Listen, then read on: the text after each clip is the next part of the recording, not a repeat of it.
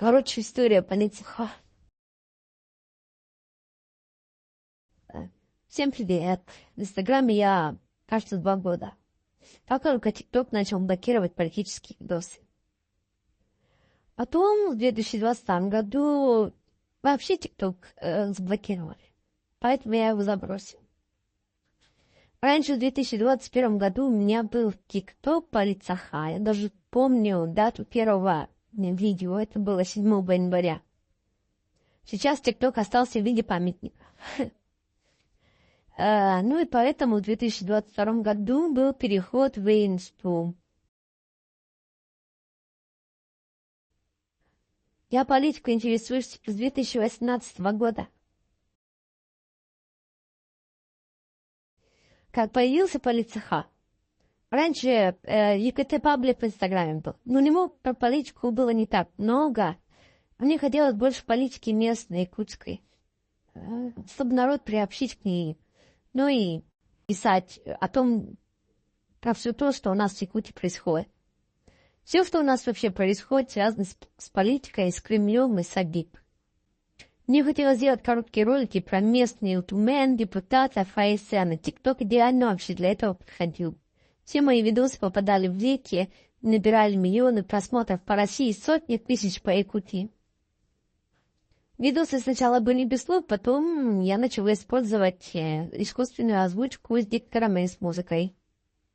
Делать развлекательный канал типа GT, Азимут и приколы разные мне не было и мысли.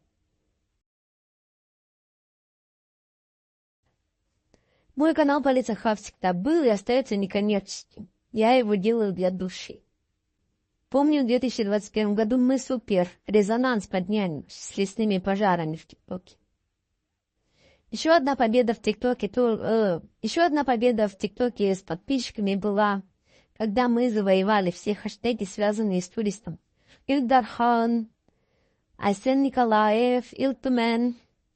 Вот, с этими хэштегами всегда выходили мои видосы. Войну встретили на работе, как и все в Якутии, наверное. Чувствовал себя, как Игорь Назаров. Да, сейчас я в нормальном месте, в Якутске иногда бываю. Девушка или парень? Было голосование в сторисах, победила, что я девушка. На 55%. У меня высшее образование.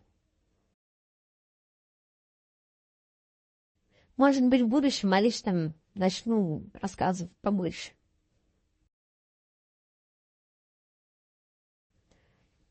Мое хобби — это полицахайп, но и подписчиков было жалко мне оставлять от них. Поэтому в 4-й раз не проблема сделать новый профиль в Инсте. Про Куяру сообщили подписчики. Скинули его страничку ВКонтакте. Сейчас она заблокирована.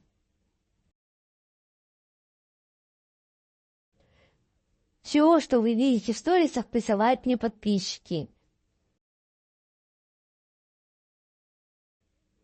Да, туфлю мне было жалко, все-таки парень-сирота.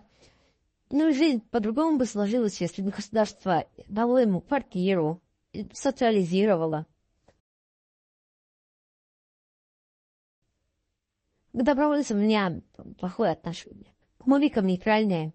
Все-таки могли отказаться, но их обдурили. Провластных я сохраняю в актуальном провластные и в голове. Провластные блогеры и паблики внесли меня в черные списки.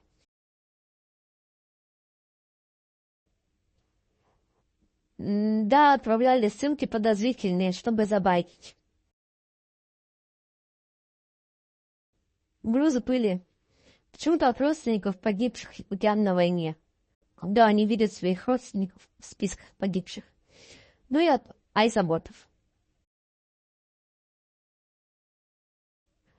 Оппозиция у нас в Якутии хорошая, стоит на своем. Только из-за фейсов многие видят крысу-доносчика у себя в рядах.